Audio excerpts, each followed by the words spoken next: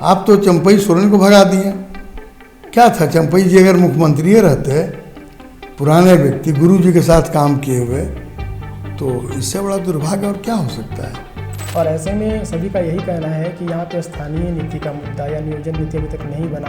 तो आप आदेश करें, मैं एमपी कोटा से सारा पैसा दे दूंगा।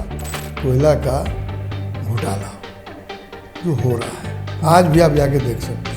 लोकसभा क्षेत्र में विगत 25 वर्षों में जब आपका कार्यकाल रहा तो आपने कौन से अच्छे कार्य किए और उसके आधार पर फिर से बेरमो विधानसभा में आपको जनता कौन सामने जो सीएम रहेंगे, स्पीकर रहेंगे, उनको इसका जवाब दिलवाना होगा, देना होगा, कार्रवाई करना होगा।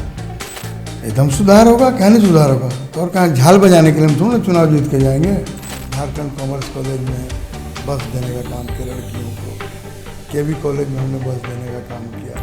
चाहो तालाब में स्नान घाट बनाने की बात हो, शमशान घाट बनाने की बात हो, और निश्चित रूप से ही ये पशुपालन घोटाला से ही बड़ा घोटाला है।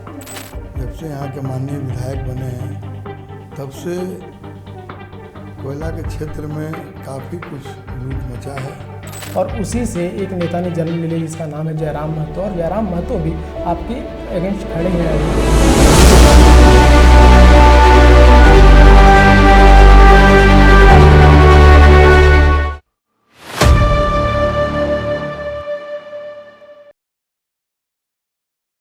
झारखंड में विधानसभा चुनाव का दौर जारी है और इस बीच 20 नवंबर को दूसरे चरण का चुनाव होना है। बेरमो से एनडीए ने प्रत्याशी के रूप में रविंद्र पांडे जी को अपना उम्मीदवार घोषित किया है।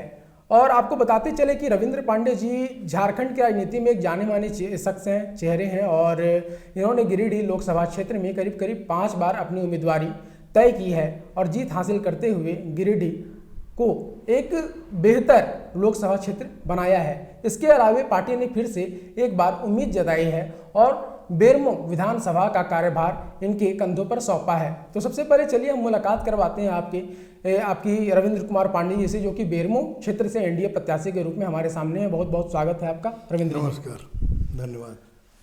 तो सबसे पहले आपसे हम जानना चाहेंगे कि बेरमो क्षेत्र में खासकर जो विधानसभा क्षेत्र है, यहाँ पे किन मुद्दों को लेकर आप चुनावी मैदान में उतरे हैं? देखिए, झारखंड में मुद्दा ही मुद्दा है पूरे प्रदेश में। रह गया सवाल बेरमो विधानसभा की बात है, तो बेरमो विधानसभा 2 पार्ट में बटा हुआ है। एक है इंडस्ट्रियल एरिया जिसमें कोयलांचल आता है, पावर प्लांट सेक्टर है, और दूसरा हमारा ग्रामीण क्षेत्र है। और यहाँ पर कोयलांचल के क्षेत्र में कोयला का ही मेन कारोबार है। लेकिन जब से वर्तमान में यहाँ सरकार बनी है, जब से यहाँ के माननीय विधायक बने हैं, तब से कोयला के क्षेत्र में काफ़ी कुछ लूट मचा है, जो आने वाले समय में जांच का विषय बनता है। और निश्चित रूप से ही ये पशुपालन घोटाला से ही बड़ा घोटाला है। और ग्रामीण क्षेत्र में डेवलपमेंट की बात है, तो ये क्षेत्र में न तो कोई सिंचाई की सुविधा बनी, ना ही कोई वैसा कार्य हुआ ग्रामीण क्षेत्र में जिससे कि वहाँ के हमारे आदिवासी भाई, मूल निवासी जो भी वहाँ रहते हैं, गरीब गुरबा, सब दिहाड़ी मजदूरी करके या यहाँ से बाहर जाने का काम किया। तो ये पूरी स्थिति है यहाँ की। खासकर बेरमो विधानसभा सीट की अगर बात करेंगे तो हम देखते हैं 1957 से इस सीट पर लगातार विधानसभा चुनाव होते आ रहे हैं और काफ़ी लोगों के मुंह से मैंने भी सुना है, वो कहते हैं कि नहीं भाई कांग्रेस समर्थित सीट है और करीब 10 बार कांग्रेस समर्थित उम्मीदवारों ने अपना नाम भी दर्ज कराया है, उन्होंने जीत हासिल की। इसके अलावा भाजपा ने महज 3 बार। ऐसा क्यों और इस चक्रव्यूह को कैसे आप तोड़ पाएंगे? देखिए, ऐसा है ना कि आप ठीक बोल रहे हैं। जिस ज़माने में 10 बार की बात आप बोल रहे हैं, वो ज़माना कांग्रेस का था, जिसमें कहीं कोई दुमत नहीं है। और उस ज़माने में जिनको भी टिकट मिला वो कांग्रेस के नाम पर चुनाव जीते। और आज जब झारखंड राज्य का निर्माण हुआ तो भारतीय जनता पार्टी के हमारे यहाँ पर विधायक बने योगेश्वर महतो बाटुल जी, जो यहाँ के सबसे वेटनर लीडर थे राजेंद्र प्रसाद सिंह जी, जो अब स्वर्गीय हैं, उनको हराने का काम किया। तो ऐसा कुछ बात नहीं है, समय और परिस्थिति, चुनाव का माहौल, क्या दृष्टिकोण है, उसके हिसाब से आम जनता उस पर तय करती है। और जिताने और हराने का काम तो आम जनता करती है, कुछ माहौल भी काम करता है, दल कैसा है, प्रत्याशी कैसा है, आम जनता का उस पर कितना विश्वास है, ये भी एक बहुत बड़ी बात है। गिरिडीह लोकसभा क्षेत्र का अंग रहा है बेरमो विधानसभा क्षेत्र, और जहां तक मैं जानता हूं और मैंने अपने आंखों से भी देखा है कि नहीं 5 बार आप संसदीय सीट पे काबिज रहे हैं और 2019 के बाद आंसू को वो टिकट दे दिया गया और उसके बाद से आपको फिर से इस बार टिकट मिला है, विधानसभा चुनाव लड़ने का मौका मिला है फिर से। तो आपसे जानना चाहेंगे, गिरिडीह लोकसभा क्षेत्र में विगत 25 वर्षों में जब आपका कार्यकाल रहा तो आपने कौन से अच्छे कार्य किए और उसके आधार पर फिर से बेरमो विधानसभा में आपको जनता क्यों चुनेगी? देखिए, ऐसा है कि बेरमो विधानसभा में जब 96 में मैं सांसद बना, उस टाइम में कभी 13 महीना की सरकार बनी, कभी 19 महीना की सरकार बनी, कभी मतलब मील पीस में गवर्नमेंट चला।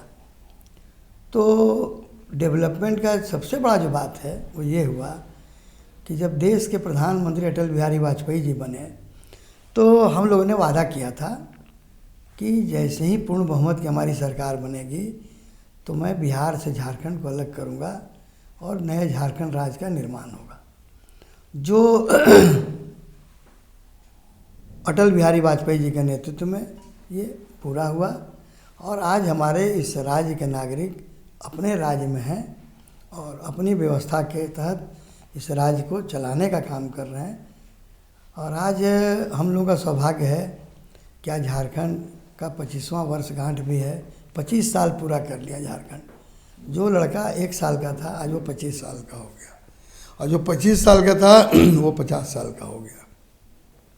जो सबसे बड़ी बात है, पावर प्लांट हम लोगों ने बनवाया, बोकारो थर्मल में बी प्लांट बना, चंद्रपुरा में प्लांट बना पावर प्लांट, काफ़ी कुछ माइनिंग एरिया में भी डेवलपमेंट हुआ।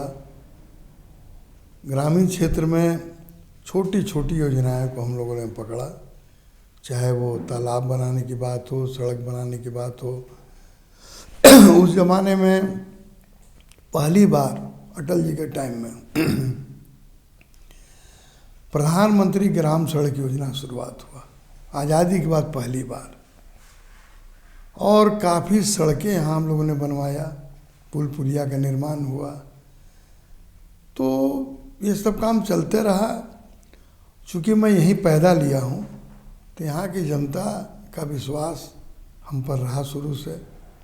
ये हम लोग का 4th जनरेशन है, तो स्वाभाविक है कि जहाँ आदमी पैदा लिया है तो वहाँ के जो लोग हैं उस व्यक्ति को भी जानते हैं। हमारी पढ़ाई लिखाई भी यहीं पर हुई है, तो विश्वास है जनता का।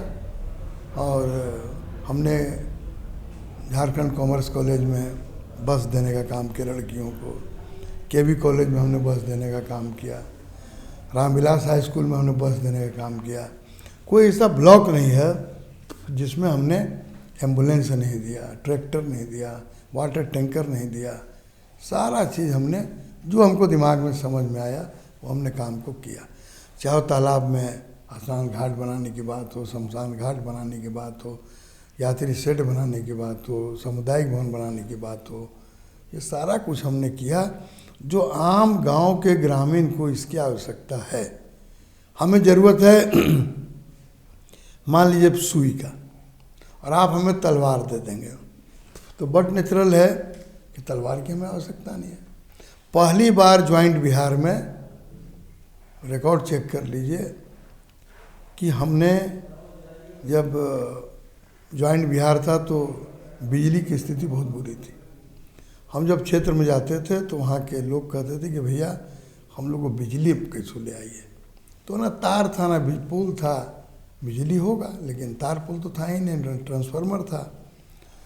उस टाइम में जगता बाबू जो भी आरजेडी के अध्यक्ष हैं बिहार के, वो बिजली मंत्री थे। उनसे मैं मिल के हमने कहा कि भाई ऐसा ऐसा बात है अपने क्षेत्र में, तो हम चाहते हैं कि आप अगर कोई सामान नहीं आपके पास है तो आप आदेश करें, मैं एमपी कोटा से सारा पैसा दे दूंगा ताकि हमारे गांव में विद्युतीकरण हो सके। हम आपके माध्यम से जगता बाबू को धन्यवाद देना चाहेंगे कि उन्होंने तुरंत सेक्रेटरी को बुलाया, एनर्जी सेक्रेटरी को, उन्होंने कहा कि तुरंत आदेश करो कि सांसद निधि से उसको हम लोग विद्युतीकरण करवा सकते हैं और डिपॉजिट वर्क के तहत। और उसी टाइम से हमने विद्युतीकरण का काम कराया जो आज़ादी के बाद पहली बार हुआ। तो आम जनता देख रही है कि भाई सामने वाला, आज चुनाव इसलिए नहीं बज रहा है, मेरा बराबर का रूटीन है, मैं 1 बजे के पहले घर नहीं आता हूँ। जब तक क्षेत्र से जो भी बात है समाप्त नहीं हो जाए मैं क्षेत्र में ही रहता हूँ, यही बात है। खासकर अगर बेरमो और फुसरो की बात की जाए तो ये खनिज संपदाओं का अंबार कहा जाता है और यहाँ से लगातार देखा जाता है कि कोयला वगैरह का उत्पादन होता है और उसका विक्रय भी होता है, यहाँ से बाहर ट्रांसपोर्ट भी होता है। और ऐसे में कई बार बीते 5 सालों में अखबारों की सुर्खियों में रहा है बेरमो फुसरो की नहीं भाई यहाँ से जो उत्पादन होता है उसकी ब्लैक मार्केटिंग हो रही, कालाबाजारी हो रही है। तो मैं जहाँ तक जानता हूँ आप भी कोयला मंत्रालय की परामर्शदात्री समिति में रहे हैं और वहाँ से आपने काफ़ी सारी चीज़ों को नज़दीक से देखा है और ये दारोमदार कहीं ना कहीं आपके कंधे पे भी आने वाला है इस चुनाव के बाद। मान लीजिए अगर आप जीतते हैं तो फिर से कि बेरमो में से जो कोयला का उत्पादन हो रहा है उसका प्रबंधन करवाना सशक्त तरीके से, क्योंकि डबल इंजन की सरकार होगी फिर। तो वैसे में आपका क्या विचार है? देखिए, इस गवर्नमेंट के पहले रघुवर जी यहाँ पर मुख्यमंत्री थे। माइंस उस जमाने में भी था, सारा काम उस जमाने में भी चलता था, लेकिन इस ढंग का माहौल नहीं था कि कोयला का घोटाला जो हो रहा है। आज भी आप जाके देख सकते हैं, मैं जो बोल रहा हूँ वो प्राइवेट रेक सिस्टम में कोयला, दुग्धा में आप देख लीजिए, बगल में बालीडी स्टेशन है बोकारो स्टील का। तो बालीडी में आप अभी जाइएगा देखिएगा तो लगता है कि एक छोटा सा वहाँ माइंस चल रहा है। कोयला वहाँ परम्पार है, क्रशर मशीन लगा हुआ है, पत्थर अलग छट रहा है, डस्ट अलग छट रहा है। इसके बाद में वहाँ से जहाँ कोयला जाना है वो जितना रिजेक्ट माल है वहाँ जाता है और जो बढ़िया कोयला है वो फुल पंजाब गाड़ी से वो बाहर भेजा जाता है। प्रशासन का इस पर कोई ध्यान नहीं है, सारे लोग इसमें इन्वॉल्व हैं। तो स्वाभाविक है कि जब भूत को झरना है और सरसों से झराएगा और सरसों में भूत लगा हुआ है तो भूत। अगर वर्तमान परिप्रेक्ष्य की बात करेंगे और खासकर झारखंड की बात करेंगे तो झारखंड में युवाओं का मुद्दा हमेशा से गरमाया हुआ है, चाहे वो भाजपा का गवर्नमेंट रहा, भाजपा की सरकार रही हो, चाहे अन्य पार्टियों की रही हो। भाजपा ने भी यहाँ पे करीब 13 साल तक शासन किया और ऐसे में सभी का यही कहना है कि यहाँ पे स्थानीय नीति का मुद्दा या नियोजन नीति अभी तक नहीं बना और उसी से एक नेता ने जन्म ले लिया जिसका नाम है जयराम महतो। और जयराम महतो भी आपके अगेंस्ट खड़े हैं अभी कैंची छाप से JKLM पार्टी के नाम से, और वो भी बेरमो विधानसभा सीट से चुनाव लड़ रहे हैं। इसके अलावा आपके विपक्ष में और एक नेता हैं कुमार जयमंगल सिंह। तो इन दोनों के संबंध में आप क्या कुछ कहना चाहेंगे? हमें क्या कहना है, यहाँ 14 कैंडिडेट हैं, उसमें भी ये दोनों हैं, हम भी हैं। और आ गया सवाल कि जयराम जी 2 जगह से चुनाव लड़ रहे हैं, डुमरी से भी लड़ रहे हैं, यहाँ से भी लड़ रहे हैं। आम जनता उनको जिताएगी कि हराएगी आम जनता जानती है, वो जानते हैं। हमें इस पर क्या कहना है? मैं जानता हूँ कि भारतीय जनता पार्टी को यहाँ से विजयश्री मिलेगी, सीधा बात देख ले। अगर राज्य में डबल इंजन की सरकार आती है तो खासकर आप बेरमो क्षेत्र से हैं तो बेरमो में क्या कुछ सुधार कर पाएंगे? एकदम सुधार होगा, क्या नहीं सुधार होगा। तो और कहाँ झाल बजाने के लिए हम थोड़ा ना चुनाव जीत के जाएंगे कि जाके विधानसभा में झाल बजाना है, सो बात तो है नहीं। सुधार नहीं होगा तो हम में कहीं कमी है, एकदम सुधार होगा। हमारी सरकार रहेगी, हमारे मुख्यमंत्री रहेंगे तो बट नेचुरल है कि विषय आएगा विधानसभा में और सामने जो CM रहेंगे, स्पीकर रहेंगे, उनको इसका जवाब दिलवाना होगा, देना होगा, कार्रवाई करना होगा। पार्लियामेंट में हम लोग रहे हैं, कानून बनाए हैं, तो विधानसभा तो बहुत छोटे बात है, कोई बहुत बड़ा विषय तो है नहीं। एक अंतिम सा सवाल रहेगा, क्योंकि विपक्ष लगातार इस बात को बोलते आई है कि भारतीय जनता पार्टी और एनडीए गठबंधन लगातार बोरो प्लेयर्स के साथ ये चुनाव को लड़ रही है, खासकर वो शिवराज जी और आपके असम के जो मुख्यमंत्री हमारे यहाँ आए हुए हैं उनको लेकर कटाक्ष कर रही है। इस संबंध में आपका क्या कहना है? देखिए, ऐसा है ना कि हमारा परिवार बड़ा है। हमारे परिवार में जब शादी ब्याह होता है तो सारे परिवार के लोग जुटते हैं। उसमें से देखिएगा, अगर कोई कलेक्टर भी है, कोई आईपीएस है, कोई बीडीओ है, कोई मजदूर है उस परिवार में, कोई क्लर्क है, सारे लोग अपने अपने काम में लगते हैं। तो ये जस्ट लाइक ये विवाह है, शादी ब्याह का है, प्रयोजन है, तो इसमें तो सब लोग आएंगे जाएंगे, कोई बड़ा विषय तो है नहीं। आपके पास भी तो लाइए, आपका परिवार कहाँ है? आप तो चंपई सोरेन को भगा दिए। क्या था, चंपई जी अगर मुख्यमंत्री रहते, पुराने व्यक्ति, गुरु जी के साथ काम किए हुए, तो इससे बड़ा दुर्भाग्य और क्या हो सकता है? ये तो खुद माननीय मुख्यमंत्री जी को सोचना चाहिए था। बेटा की तरह उनको शायद मानते हैं, मानते थे, अभी शायद मानते हैं कि नहीं मानते हैं, तो चंपई दा ही जानते होंगे। तो परिवार में तो आपको देखिए, आप मुखिया हैं तो परिवार को लेके चलना होगा ना। और आप अगर इतना उतावला हो कि अगर चंपई दा को अगर आप हटाएं तो चंपई दा चले गए बीजेपी में। बोरो प्लेयर का क्या बात है? बहुत लोग हैं जो पार्टी बदलते हैं, जाते हैं, आते हैं, रूटीन जॉब है, चलता है पूरे देश में। अंत में आप तमाम मतदाताओं को क्या कुछ संदेश देना चाहेंगे?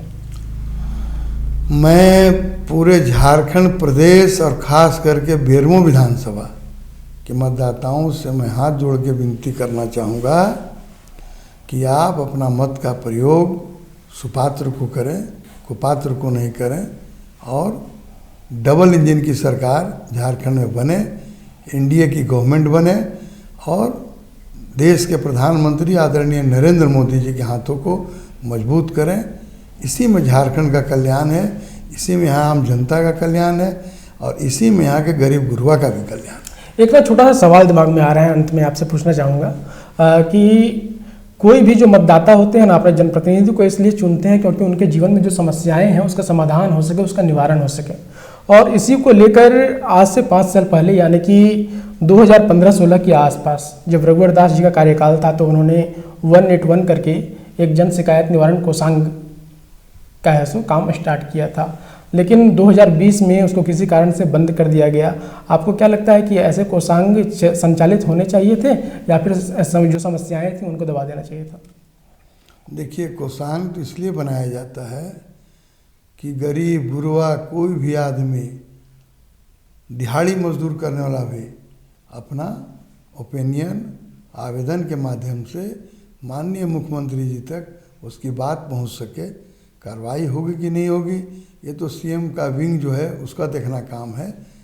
ये आम जनता का विश्वास जमना चाहिए कि हमने जिसको चुना है वो हमारी बात को चुनौती के रूप में ले रहा है और उस पर कार्रवाई कर रहा है। चलो, तो इस वक्त आप सुन रहे थे रविंद्र कुमार पांडे जी को, जो कि वर्तमान में बेरमो से एनडीए के प्रत्याशी हैं, और इन्होंने अपने सारे कामकाज का विवरण भी दिया कि किस तरह से इन्होंने 5 बार अपने संसदीय कार्यकाल में किस तरह से गिरिडीह लोकसभा क्षेत्र का उद्धार किया। साथ ही बेरमो विधानसभा चुनाव में अगर ये जीत जाते हैं तो उसके बाद इनकी क्या कुछ रणनीतियां हैं और क्या कुछ करने वाले हैं, इन तमाम बातों को विस्तार रूप से रखा है। इसी के साथ धन्यवाद, आभार आपका।